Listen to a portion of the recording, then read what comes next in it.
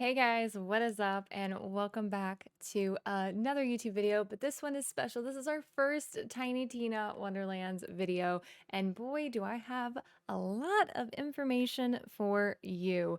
If you didn't catch the GameSpot interview that was just released, I will be linking it in the description. There is so much info on Wonderlands and just so much good information. I'm so excited to share with you guys. We're gonna talk about it all. It's gonna be a decently long video just because I'm going over absolutely everything that they hit on and talked about in this interview. This was an interview with Matt Cox and Kayla Belmore. And they literally go over so much stuff. We did just receive the very first gameplay trailer as well. While I'm talking about all this stuff, I'll be playing that in the background, and so you guys can watch that and see all the really cool, awesome things that you can do if you have not seen it yet. I'll also link that with the full trailer in the description as well. So let's get right into it. Let's get talking about the all this stuff that was in the interview. It is amazing, and you guys are going to love it. Okay, so first of all, this trailer, amazing. The music selection, absolutely phenomenal. They did, oh my god, like I can't talk enough about how awesome this was, right? So we see spells, guns, melee weapons, more spells, and more melee weapons. Like it is ridiculous and such unique skills and everything. So we can play solo, we can play 4-player co-op in this, just like any other Borderlands game that we've had in the past. So a lot of you are asking, when does this come out, and when, like in the timeline, does this happen? So first of all, we're gonna get this on March 25th, 2022. As long as it doesn't get delayed or pushed back or anything like that, that's when we can expect the game to release. Now, secondly, a lot of people have been asking, when does this take place? And in this GameSpot interview, they revealed that this is actually going to take place right after Dragon's Keep. So we currently, people who've been playing Borderlands 3, we've been used to 20-year-old Tiny Tina, right? So now we get to actually go back and experience 13-year-old Tiny Tina again, and I'm very excited about that. Dragon Keep was one of my favorite DLCs, and this is going to just be amazing getting that like younger Tiny Tina again. So I'm super stoked about that. So first thing I'm going to dive into is characters. So big thing they touched on this in this article is that Wonderlands will not feature established characters, even in the slightest. We're gonna be able to customize everything from race, physical appearance, voice, and personality. There's so much more, according to Kayla Belmore. She actually said you get to choose your own voice and some other really fun stuff that we can't quite dive into just yet. They also said they don't tie you into any one thing. So you can, how you make your character look doesn't matter. You can make your character an orc and have a shark fin on your head. Which I thought that was a unique combo that they chose for the article. But it's also, so it's been confirmed that the character creator is separate from your abilities and skills.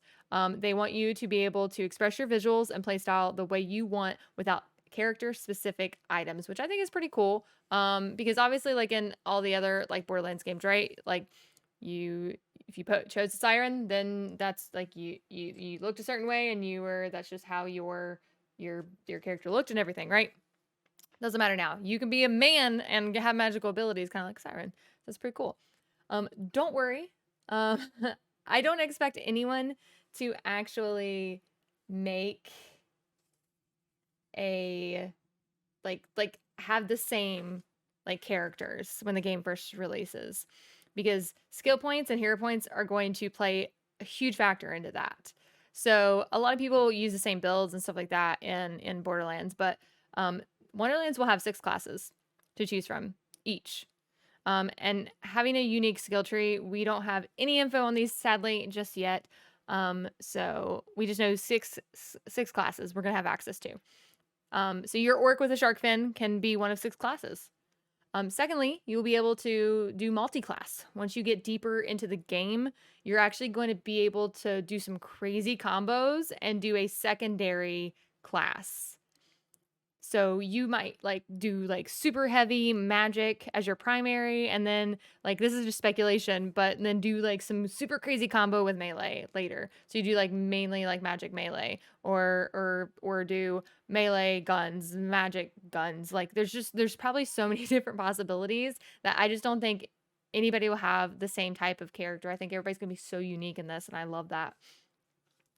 So yeah, I'm super excited. They did say you're gonna be able to go back and change your secondary after you beat the main plot of the game. But your primary will stay set on that character. So you cannot change your primary, just the secondary. So beyond skill points, you have hero points, which are going to speak to your different attributes: melee, spells, skill cooldown, kind of like the character sheet. You'll spin your points into 6 different sections, your hero points. You're going to have strength, dexterity, intelligence, wisdom, constitution, and attunement. So the different skill points apply to traditional skill trees, where you unlock abilities and perks, and the hero points build out your character so they can better specialize in like a certain class, and then in the class that you choose. So that's pretty cool. So obviously, like if you go kind of like a melee, like there might be like a melee class, right? So you'd probably want to go into like strength and dexterity. So if you go melee like magic class, you would probably want to go like intelligence and wisdom, I would say. So yeah, so I think that's really cool. That they're really diving into, you know, this type of D&D style character customization. So they hit on one more type of attribute, which I'm kind of excited about, but some of you might love or hate it. It might be like a love-hate relationship here, and that's going to be luck. This is outside of both skill points and hero points. This has nothing to do with either one of those. This is completely separate. So it is said that you can actually affect your luck by completing an in-game activity, which we of course don't know what that is yet.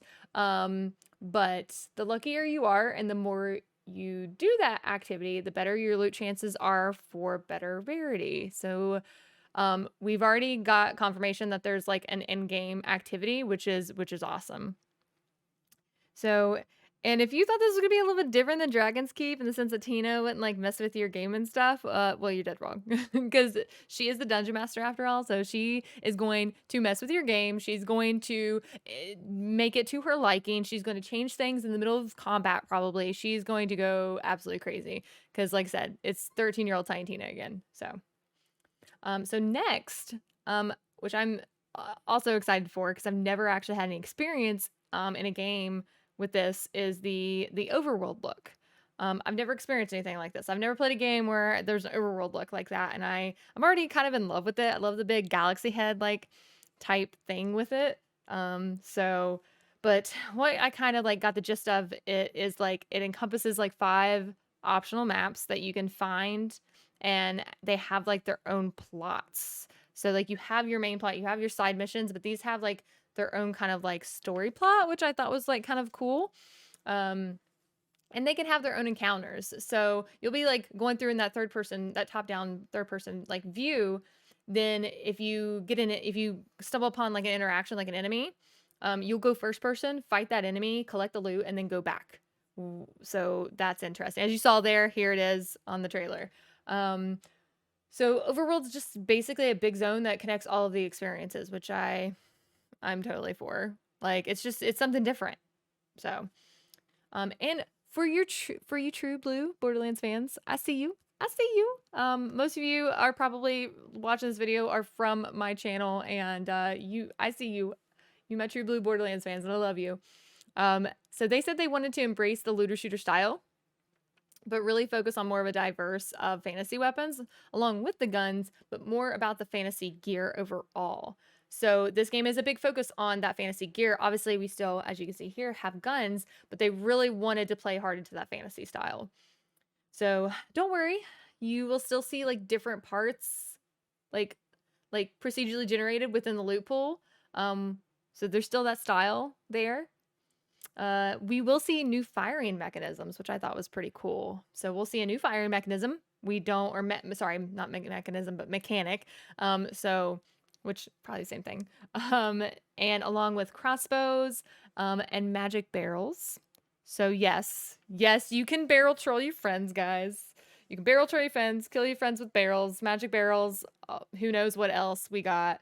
Probably other elemental barrels and stuff like that. So, and last but not least, we actually have the Borderlands 3, the beloved Borderlands 3 movement mechanics. They're all back. But that means sliding, mantling, all that stuff. But as you just saw there's a new added melee focus movement mechanic.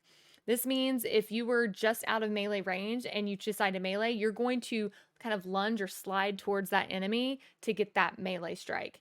So I'm like thinking to myself, I'm like, oh crap, we can sit here and like run slide, right? And I think they mentioned this in the article. Run slide. Then if you're close enough to an enemy and it can trigger it just at the right time, you can trigger that melee and then slide even further past your initial slide and melee an enemy. Like that just seems really powerful and I'm super excited to do it. So it seems like a really deadly movement combo. So sadly, no more info on the story just yet. But both Matt and Kayla said that we can expect more details ahead of launch. So yeah, so that's it. Just so everyone knows, you can actually go ahead and pre-order Tiny Tina's Wonderlands. And I'm gonna have a link in the description that you guys can actually use.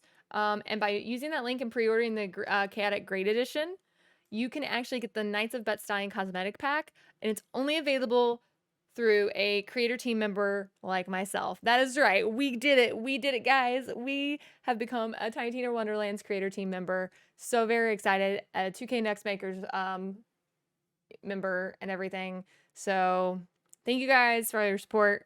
I just want to kind of throw that out there. Thank you guys for the love and the support for all these years. You guys, I couldn't do it without you. I really couldn't. So like I said, if you use that link, that does directly support me. I do get compensation directly from 2K if you use my link. So it directly supports my channel and helps me out.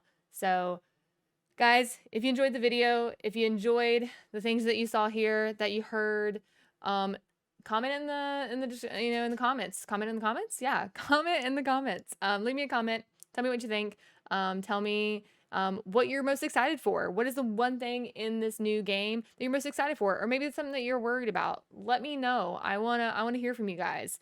But yeah, I will see you guys later. And if you guys don't know already, I do stream on Twitch Mondays, Tuesdays, Thursdays, Fridays, and Saturdays. And that is twitch.tv/Mystique Siren, same as my YouTube name. So hopefully I will see you guys there. Bye.